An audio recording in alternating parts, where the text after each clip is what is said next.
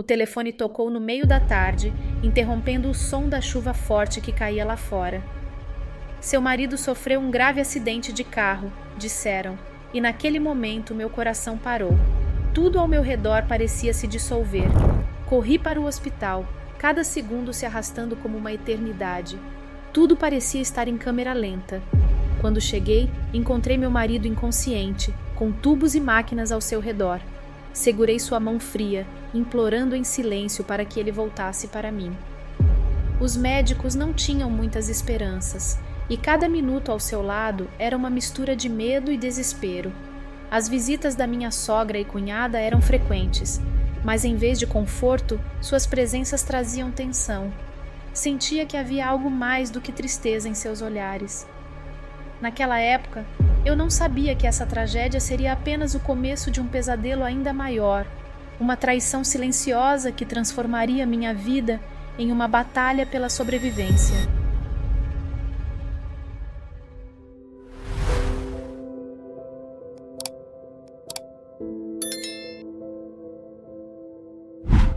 Ainda lembro claramente do dia em que conheci Oliver. Era uma tarde ensolarada e eu tinha decidido tomar um café numa cafeteria que eu não costumava frequentar. E aí ele apareceu, com aquele sorriso encantador. Nossos olhares se cruzaram e parecia que o mundo tinha parado. Desde aquele momento a gente não se desgrudou mais.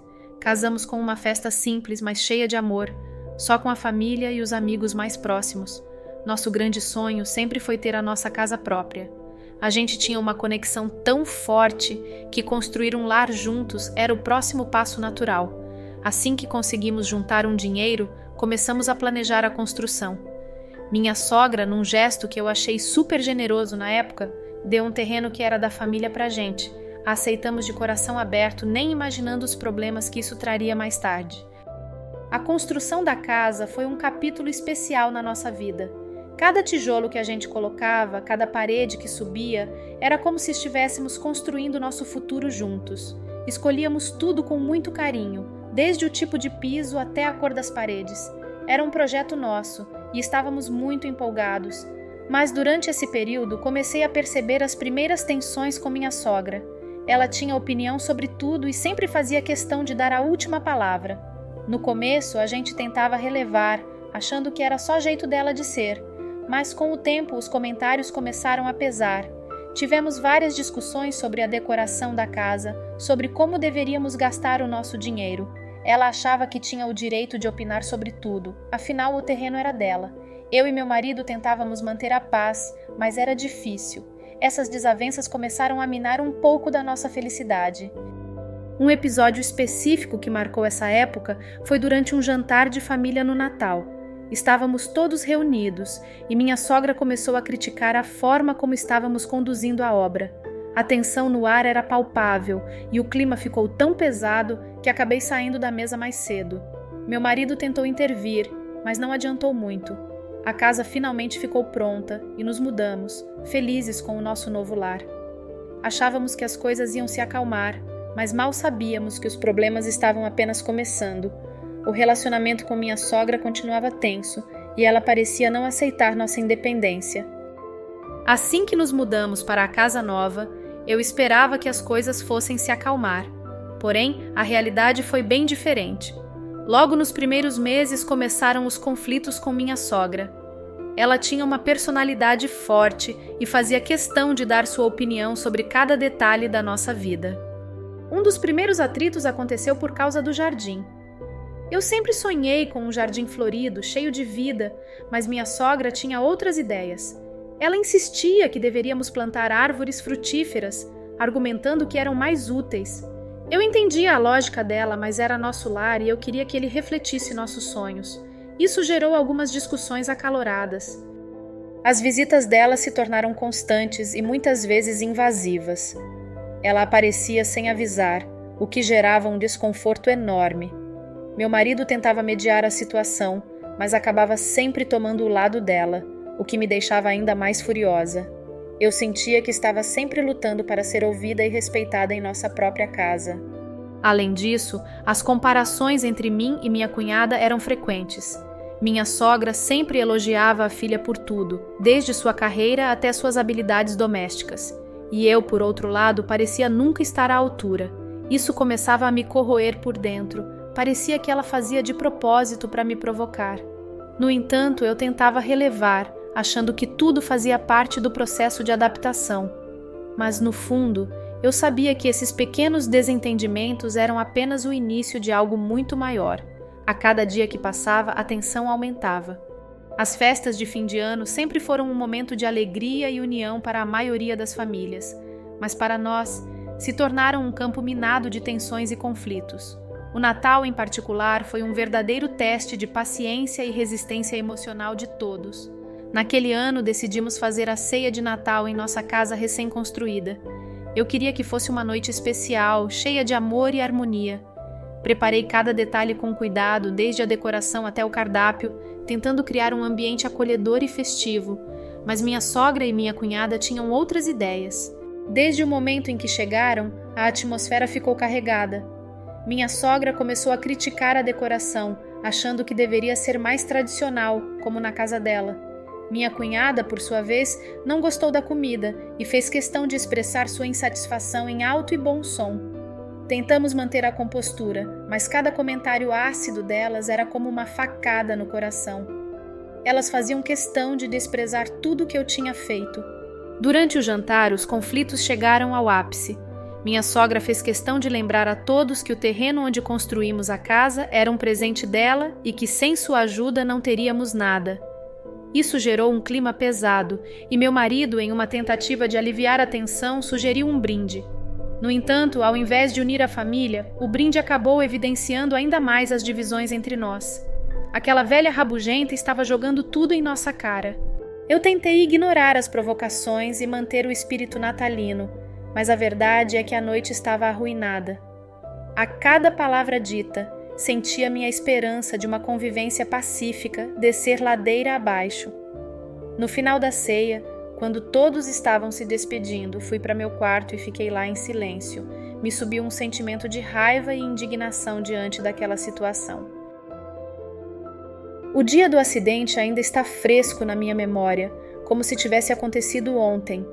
Era uma tarde comum, e meu marido tinha saído para resolver algumas coisas na cidade. Ele sempre foi cuidadoso, mas aquela tarde chuvosa trouxe um destino cruel.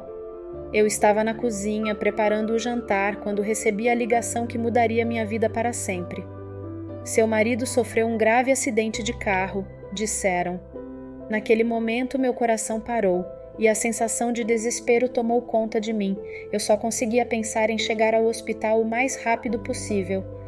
Quando finalmente cheguei ao hospital, me deparei com uma cena devastadora.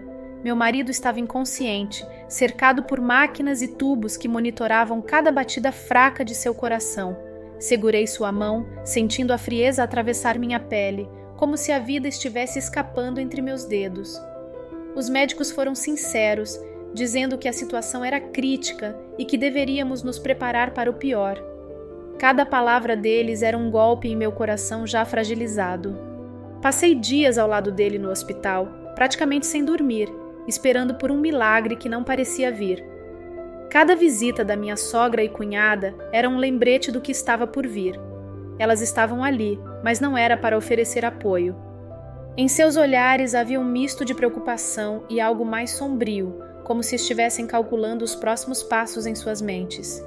As horas no hospital se arrastavam, cada segundo parecia uma eternidade. O som das máquinas e dos monitores se tornou um pano de fundo constante para minha angústia.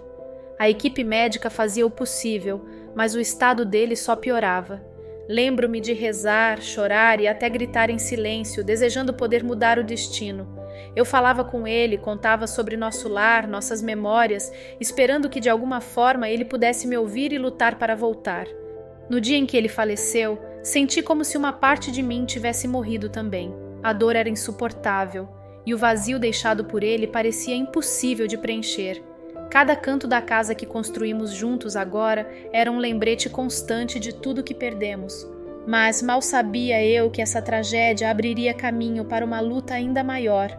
Minha sogra e cunhada estavam prestes a mostrar suas verdadeiras intenções, e eu teria que encontrar forças para enfrentar o que estava por vir. Acho que o pior de tudo era o olhar de satisfação discreto no rosto da minha sogra quando o médico confirmou a morte. Uma mistura de tristeza genuína e algo mais, uma antecipação do que viria a seguir. A partir daquele momento, minha vida se tornaria uma batalha constante, não apenas pela dor da perda, mas também pela traição que se desenrolaria nos dias seguintes. Depois do falecimento do meu marido, o clima ficou ainda mais pesado. Além da dor insuportável da perda, eu tinha que lidar com a hostilidade crescente da minha sogra e cunhada. Elas não perdiam tempo em demonstrar suas intenções. O terreno onde construímos nossa casa agora era motivo de disputa. A primeira vez que minha sogra veio com essa ideia de me tirar da casa, fiquei sem palavras. Ela alegava que, como o terreno tinha sido um presente para o filho dela, eu não tinha direito de continuar morando ali. Dizia que, com a morte do meu marido, eu deveria entregar tudo de volta à família. Era como se, aos olhos dela, eu tivesse perdido meu valor juntamente com a perda do meu marido. Minha cunhada, sempre ao lado da mãe, alimentava essas ideias gananciosas. Ela sugeria que eu me mudasse para um apartamento menor e deixasse a casa para eles. A sensação de injustiça e traição era esmagadora. Aquela casa não era apenas uma construção, era o nosso sonho, o símbolo do amor e do esforço que colocamos nela. Logicamente, eu não iria ceder tão facilmente. Procurei um advogado e comecei a batalha judicial pela propriedade. Durante os meses seguintes, a luta foi árdua e desgastante. As visitas constantes de minha sogra e cunhada se tornaram uma tortura psicológica. Elas apareciam sem avisar, olhavam tudo com ar de posse e faziam comentários maldosos, como se já tivessem certeza de que iriam me expulsar. Enquanto a batalha judicial avançava, minha vida parecia um pesadelo sem fim. Eu mal conseguia dormir, preocupada com o futuro e com a possibilidade de perder tudo o que meu marido e eu construímos juntos. A pressão emocional era enorme e cada audiência no tribunal era um teste. Minha sogra não mediu esforços para tentar me desalojar. Foram muitas as tentativas de manipulação e chantagem emocional. Ela trouxe testemunhas para depor contra mim, alegando que eu não tinha contribuído para a construção da casa. Cada novo ataque era um golpe na minha já frágil estabilidade emocional. Aquela casa era tudo o que me restava do meu marido, e eu estava determinada a lutar por ela, não importa o quanto isso me custasse. A batalha judicial continuava e a tensão estava sempre no ar, mas eu comecei a perceber que, mesmo diante de tanta adversidade, eu estava encontrando uma força que não sabia que tinha. Depois de meses de tensão e batalhas jurídicas, finalmente consegui provar que tinha contribuído para a construção da casa e que, portanto, tinha direito de permanecer nela. No entanto, essa vitória veio com um desafio adicional. O tribunal determinou que eu deveria fazer um acordo com minha sogra para pagar pelo terreno onde a casa foi construída, ou vender a casa e dividir os lucros. Minha sogra, porém, estava determinada a transformar minha vida em um inferno. Ela sabia que o terreno tinha um valor sentimental para mim e usou isso contra mim. Exigiu um valor exorbitante, sabendo muito bem que eu não teria condições de pagar. Cada encontro com ela era uma sessão de tortura emocional, onde ela deixava claro que seu objetivo era me ver derrotada. Eu tentava negociar, buscando uma solução justa, mas ela não cedia. Minha cunhada, sempre do lado da mãe, fomentava ainda mais a situação.